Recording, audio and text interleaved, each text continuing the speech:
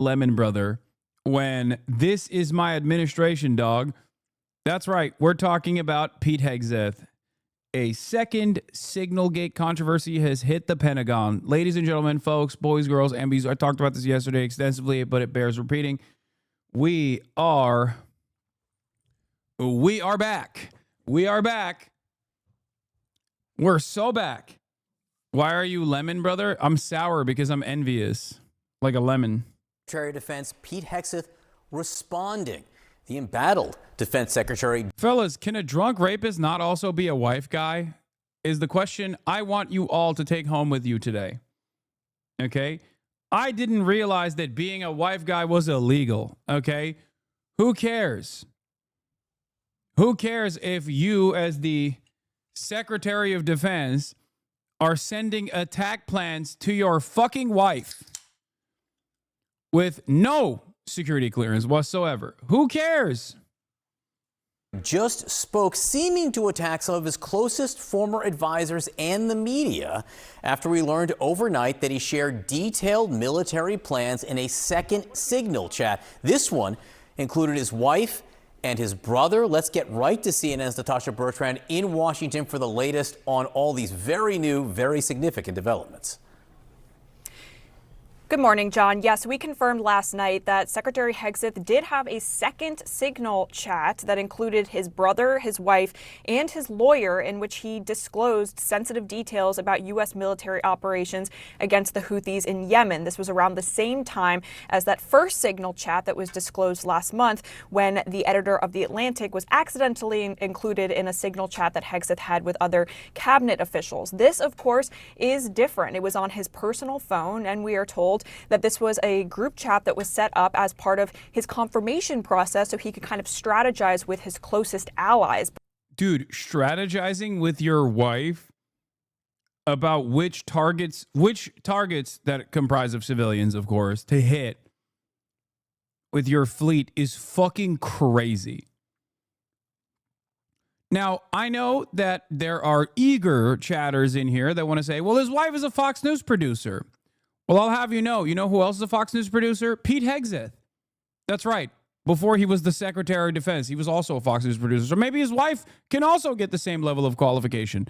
So remember that.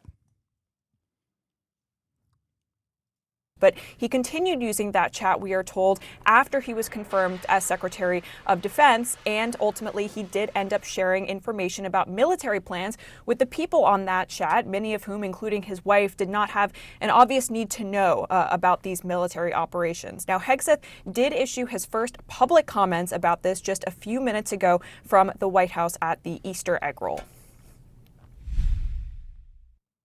This is what the media does. They take anonymous sources from disgruntled former employees, and then they try to slash and burn people and ruin their reputations. Not going to work with me, because we're changing the Defense Department, putting the Pentagon back in the hands of warfighters, and anonymous smears from disgruntled former employees on old news doesn't matter.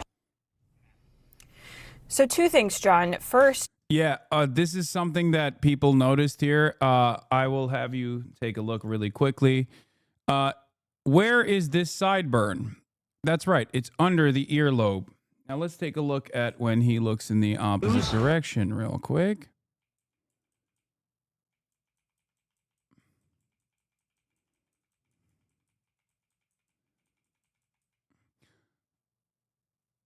To be fair, I think it's just white hair.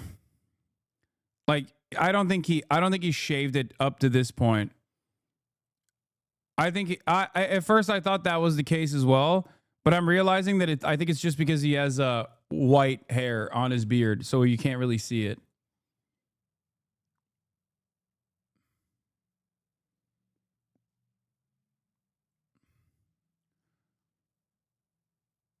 Yeah, you see, you can kind of tell from this angle that it's just gray hairs, so it looks like there's no hair there. So two things, John. First, neither Parnell, his spokesperson, Sean Parnell, his spokesperson, nor HEGSETH there are actually denying the substance of the story, that he did have this Signal group chat that included his wife, his brother, and his lawyer. They are instead blaming it on disgruntled former employees, which is the second point here. Dan Caldwell and Darren Selnick, two of the officials that HEGSETH fired last week, they actually were some of HEGSETH's closest advisors over a decade. And one of the officials that left the Pentagon last week, John Olliott, who was until last month HEGSETH's top spokesperson, he is saying publicly in a new op-ed that he wrote in Politico last night that it's been a month of total chaos at the Pentagon. And he said it's hard to see Defense Secretary. I don't know if they are actually interested in dumping Pete Hegseth, by the way. Like, I know that there is reporting from NPR and whatnot, but it kind of feels like there is an internal battle that's taking place right now within the Trump administration between different groups that have different interests in the region, specifically in the Middle East, where I think, especially as it pertains to Iran, I feel like there is a little bit of a conflict there. Maybe I'm wrong, but it feels like there is the kooks and the crazies who are ironically taking a more restrained approach to Iran. Not to say HEGSETH is one of them, because HEGSETH is just a fucking idiot, but there are more hawkish voices within the admin that say, oh no, just strike Iran and nothing bad will come of it. And then some voices who are cranks that go, perhaps we should not do that. Perhaps we shouldn't strike Iran. Ironically enough, the cranks or the new right coalition is on the right side here. Drop site is also reported on HEGSETH being dumped potentially.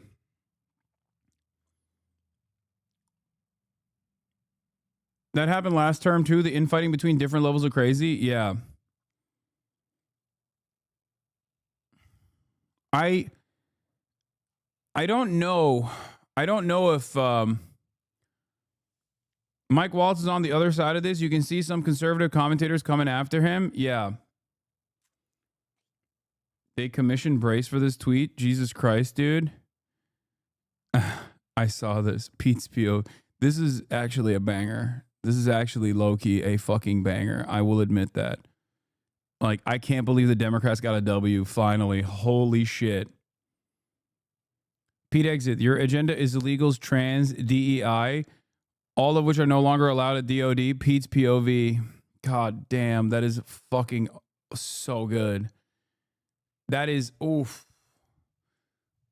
Oof. They put alt text for accessibility. A screenshot of a blurry iPhone home screen. Dark woke. This is dark woke. This is dark woke, dude.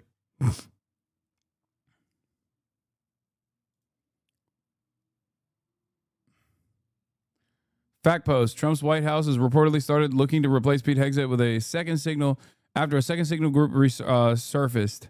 Start the clock. I mean, this one is funny. But this is brutal. Like that one is like, haha, funny, whatever. This is fucking awesome. This is the type of joke. This is the type of joke that you know, if I was funnier, I would make. I don't get it. Sorry, I'm a bit autistic. They're saying he's drunk. They're making fun of Pete Hegseth's alcoholism by saying this is when you look at your fucking phone, this is what you see, blurry.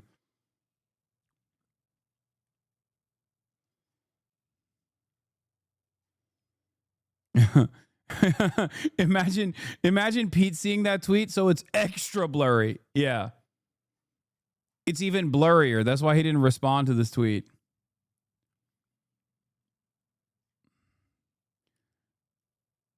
Okay, so I said this yesterday. Number one, I am an unconditional supporter of leaks. I love leaks. The leakier, the better. Leaky faucet. Okay, that's what I want from the federal government. Number one. Number two, out of all of the federal, out of all of the organizations, out of all of the departments within the control of the federal government. I think the Defense Department is the best one to be run by an incompetent dipshit. I'm sorry. It's so much better to have an incompetent asshole in charge of defense than it is to have a anti-medicine guy run the HHS. Okay? It's not to say that it's good, but if everyone is going to be an incompetent rapist monster, I would rather have the incompetent rapist monster be running the Defense Department as opposed to any of the other departments that actually require someone to be competent, because these are things that are going to stop plagiarizing, Sam. Come on, dog. Do we really need to roll the tape on the 700 times I've said this so far since the Pete Hegseth nom? Why is it effing for some? It's not effing for me. Did it actually F? Big F no? What the fuck?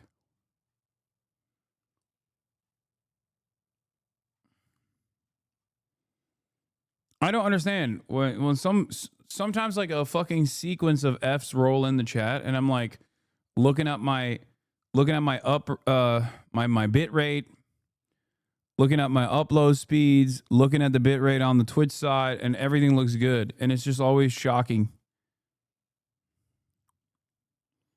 Twitch took a shit, not you. Oh, got it. Okay.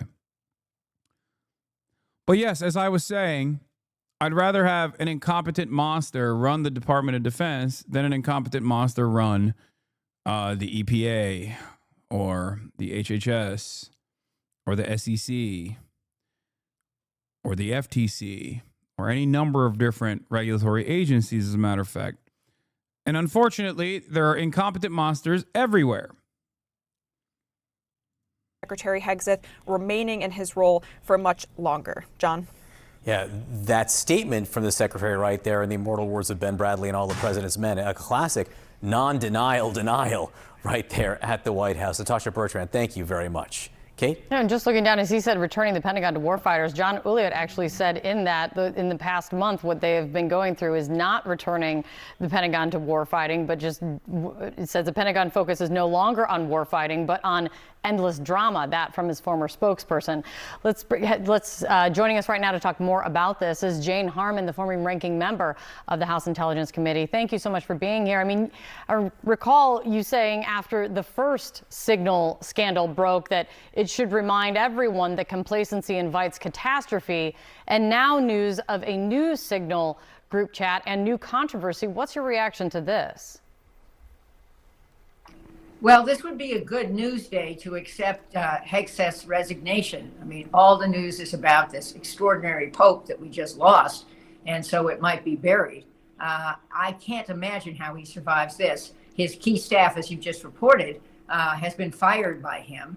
Some of them were on the second call. There are rumors that there may have been as many as 20 calls on unsecured platforms. I mean, that is, I don't know what you call it, tradecraft 00.1. You don't do this. And I can't imagine that Congress will defend him at this point. I wonder if the president will defend him. He's embarrassing the president. So I think there are two questions. One is when he resigns, but the second one is who will accept the job, who is really competent, given this history and given the chaos at the Pentagon. Let's just look at what Marco Rubio said. He just said that this draft executive order taking away half his department, this draft executive order was in the news the last 2 days, is fake news. So what this looks like is cabinet secretaries don't make decisions. They are made somewhere else, Project 2025 or who knows. And I can't imagine that. Pete, J.D. Vance killed the Pope to cover up Hegseth's bullshit. Yeah. That's blue and on. You just spoke that into existence. Capable people out there who are Republicans who could run the Pentagon would want the job.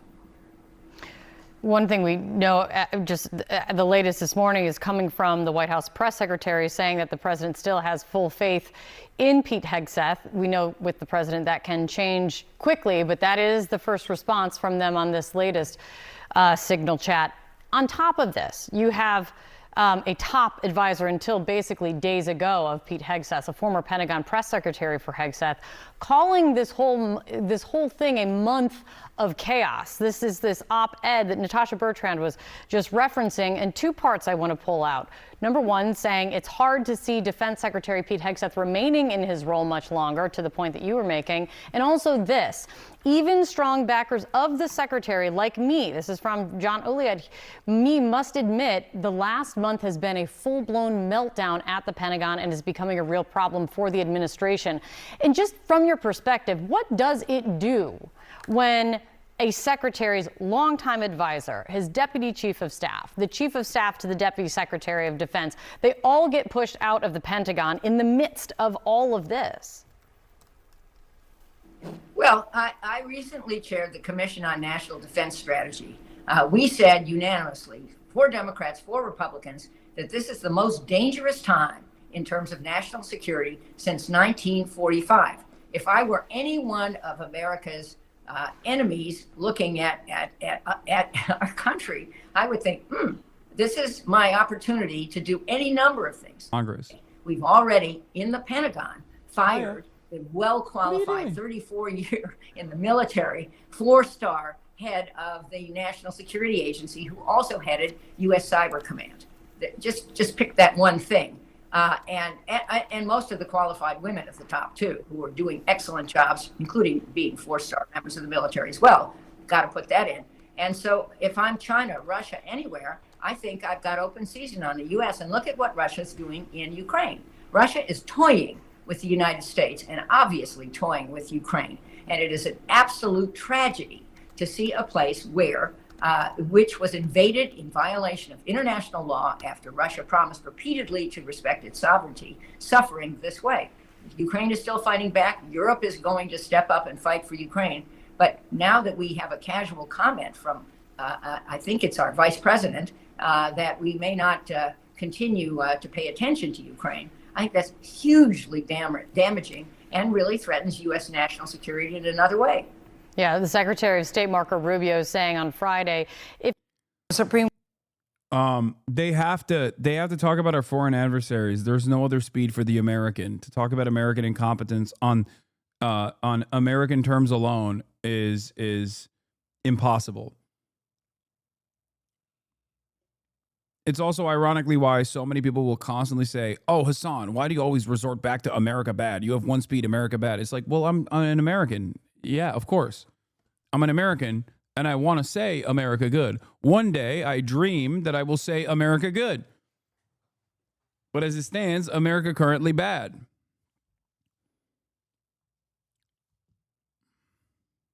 The Supreme Court has ruled against the Trump administration once again on the issue of deportations. Now, this case centered on a group of Venezuelan men being held in Texas. The White House wants to deport them without due process, but the court temporarily blocked that in an apparent 7-2 decision. Scott McFarland is outside the Supreme Court with